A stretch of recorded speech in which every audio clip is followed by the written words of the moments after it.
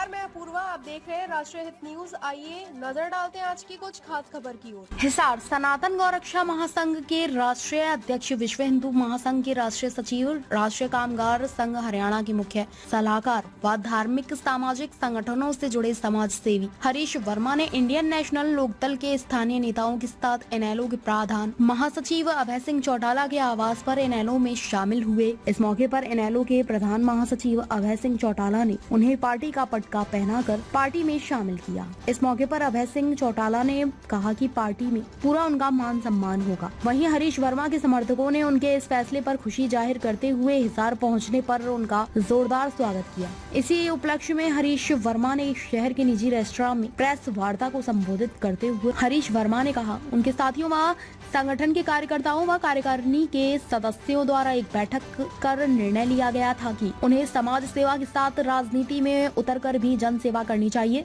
इसी उद्देश्य से सभी की सहमति से उन्होंने इंडियन नेशनल लोकदल पार्टी में शामिल होना बताया। उन्होंने कहा कि पहले भी उनका मुख्य उद्देश्य जन सेवा का ही रहा है और अब राजनीति में आने के बाद भी उनका मुख्य उद्देश्य केवल जन सेवा का रहना रहेगा। राजनीति को केवल उन्होंने जन सेवा के लिए अपनाया है। इसके अलावा हिंदुत्व व सनातन धर्म की रक्षा के लिए उनका अभियान निरंतर जारी रहेगा। उन्होंने कहा कि प्रदेश में लोकसभा चुनाव के बाद राजनीतिक हालात पूरी तरह बदल चुके हैं और हरियाणा की जनता को इनेलो पार्टी के नेतृत्व में ही प्रदेश का भविष्य सुरक्षित नजर आ रहा है।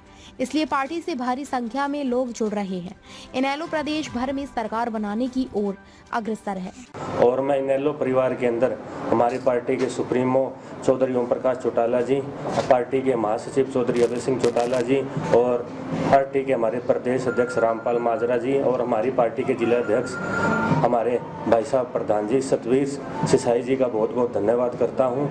और मैं अपने तन मन धन से पार्टी के लिए समर्पित हूँ। मैं विश्व हिंदू महासंघ के अंदर कार्य किया है, अपने हिंदुत्व की आवाज़ उठाई है और सनातन गौरक्षा महासंघ के अंदर गौ माता के लिए हर टाइम हर संभव मैंने मदद करने का प्रयास किया है। वो सारे कार्य मैं आज पार्टी में रहकर वो भी करता रहूँगा और अपनी पार्टी के धर्म प्रचार के साथ साथ पार्टी की मजबूती हरियाणा के अंदर नींव जो एक नींव का पत्थर होता है उसकी भांति कार्य करूँगा, जिससे पार्टी को मजबूती मिले और पार्टी हर कोने के अंदर जो आज हरियाणा के अंदर युवा बेरोजगारी की तरफ घूम रहा है कि युवाओं को रोजगार नहीं मिल रहा है, एक किसान वर्ग है जो एमएसपी के लिए लड़ रहा है, किसानों की एमएसपी की आवाज़ को उठाया जाएगा। और साथ साथ में हमारे जो व्यापारी भाई हैं जो सुबह निकलते हैं शाम को अपने घर में घुसते हैं, उनके अंदर जो जीएसटी के कानून के अंदर जो संशोधन के लिए कार्यरत होगा उसके ऊपर पार्टी के साथ मिलकर आला कमान के नेतृत्व में कार्य करने का कार्य करूँगा। अभी तक आप गैर राजनीतिक तौर पर रहकर समाज में कार्य कर रहे थे, तो राजनीति में आने का कोई विशेष था? देखो, मैं गैर राजनीतिक संगठन जितने भी थे हमारे विश्व हिंदू महासंघ, इसके हमारे पीठाधीश्वर आदरणीय सुरेंद्रनाथ अवधूत जी महाराज जी के नेतृत्व में मैंने कार्य किया है। उन्होंने मेरे को एक बात सिखाई है, जब आप देश धर्म संस्कृति के प्रति आपका पूरा त्याग हो जाए तो आपको किसी न किसी राजनीतिक संगठन की तरफ जाना चाहिए, क्योंकि राजनीति एक राष्ट्र नीति लागू करती है। हमारा देश लोकतांत्रिक देश है जो राष्ट्र नीति के ऊपर चलता है। राष्ट्र नीति के लिए राजनीतिक पार्टी में आना बहुत जरूरी होता है। इसलिए मैंने हमारी पार्टी जो हमारी क्षेत्र की पार्टी है इंडियन नेशनल लोकदल का दामन थामा है। इनेलो की नीति आज के टाइम में किसानों की आवाज़ किसने उठाई? इनेलो ने। पहलवान वर्ग की आवाज़ किसने उठाई? इनेलो ने। आज जो पानी का मुद्दा जो हरियाणा के अंदर चल रहा है SYL का, उसका मुद्दा कौन उठा रहा है? हमारी इनेलो पार्टी। इसलिए इनेलो पार्टी मैंने हर तरीके से सोच विचार के, क्योंकि इनेलो पार्टी एक ऐसी पार्टी जो जवान की पक्की है, जो आपको बोल दिया वो मुख का वचन एकदम कांटे की तरह है। वो कहते हैं ना, रघुकुल रीत सदा चली आई, प्राण जाए पर वचन ना जाए। चौधरी अभय चौटाला जी वही हैं। चौधरी देवीलाल जी के वंश चौधरी अभय चौटाला के अंदर पूरी विरासत के अंदर वो खून दौड़ता है चौधरी देवीलाल का। तो इस पार्टी का दामन थामने का मेरा कारण यही है। सर, आपके आने के बाद कौन से नए कार्य किए जाएंगे?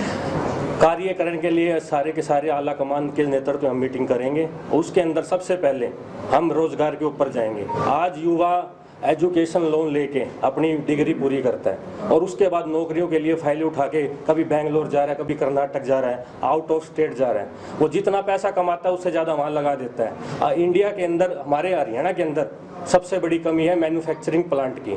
मैन्युफैक्चरिंग प्लांट नहीं है किसी भी कंपनी का, उनके ऊपर ध्यान दिया जाएगा। टैक्स फ्री जोन घोषित करने के लिए मैं पार्टी के साथ बात करूंगा कि टैक्स फ्री जोन का नेतृत्व बनाया जाए, कि बिजनेसमैनों को, व्यापारियों को बुलाया जाए कि वो टैक्स फ्री जोन के अंदर हम अपनी एमएनसी कंपनियां स्थापित करें और उसके बाद रोजगार मिलेगा युवाओं को। और दूसरी चीज, हर घर के अंदर एक आत्मनिर्भर भारत की मुहिम के साथ एक आत्मनिर्भर हरियाणा बनाने की कोशिश करेंगे।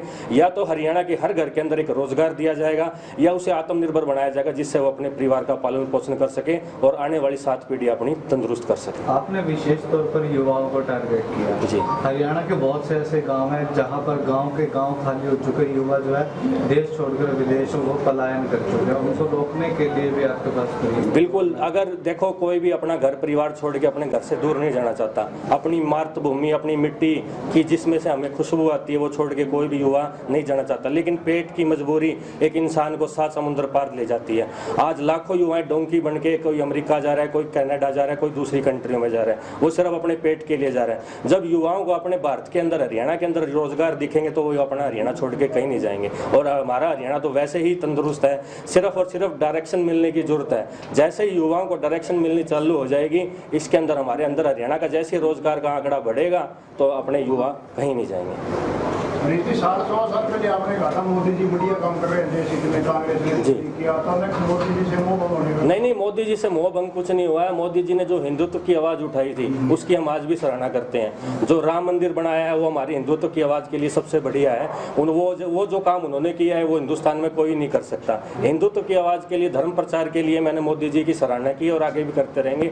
और आगे भी कोई भी पार्टी जो हमारे हिंदुत्व की आवाज उठाएगी, वो चाहे कोई भी पार्टी हो, हम उसकी सराहना करेंगे। लेकिन अब बात आगे देश की अर्थव्यवस्था की, हमारे हरियाणा के अंदर बेरोजगारी की, तो उसकी आवाज उठाने के लिए तो कोई ना कोई हमारी पार्टी का चयन करना जरूरी था।